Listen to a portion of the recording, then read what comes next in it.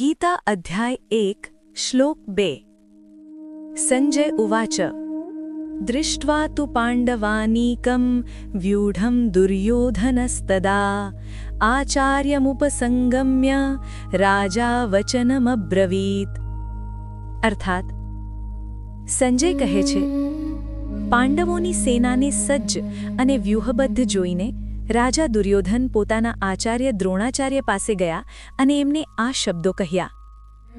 ચાલો વાતને થોડી વિસ્તારમાં સમજીએ। હવે દૃશ્ય બદલાય છે। ધૃતરાષ્ટ્ર પૂછે છે અને સંજય જીવંત વર્ણન શરૂ કરે છે। યુદ્ધભૂમિ પર બંને સેનાઓ સામસામે ઊભી છે। શંખો વાગી રહ્યા છે, ધૂળ ઉડી રહી છે, હવામાં તણાવ છે। એવામાં દુર્યોધન પાંડવોની સેનાને જુએ છે। પણ અહીં ધ્યાન આપવાનું, દુર્યોધન જોઈને શું કરે છે? તે સીધો યુદ્ધ શરૂ નથી કરતો, તે પોતાના ગુરુ દ્રોણાચાર્ય પાસે જાય છે। કેમ?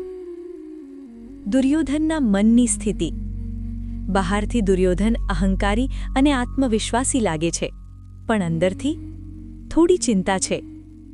પાંડવોની સેનામાં ભીમ છે, અર્જુન છે, ઘણા મહારથીઓ છે। તેને સમજાય છે કે સામેની સેના નબળી નથી, એટલે તે પોતાના ગુરુ પાસે જાય છે।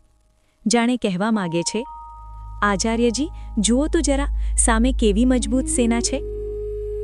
એક સૂક્ષ્મ ભાવ।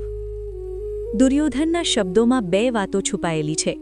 એક, ગુરુને યાદ અપાવવું કે સામે પાંડવો છે, એટલે તમારા જ શિષ્યો।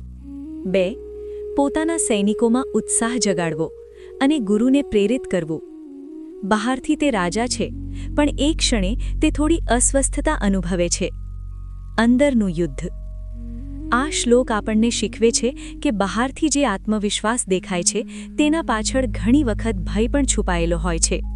દુર્યોધનને ખબર છે કે સામે ધર્મની શક્તિ છે, અને જ્યાં ધર્મ હોય ત્યાં જીતની શક્યતા વધારે હોય। ગીતા હવે ધીમે ધીમે પાત્રોના મનના દરવાજા ખોલવા લાગી છે। આગળના શ્લોકમાં દુર્યોધન શું કહે છે એમાં પણ ઘણી રસપ્રદ વાતો છે। ચાલો આગળ વધીએ। નમસ્કાર।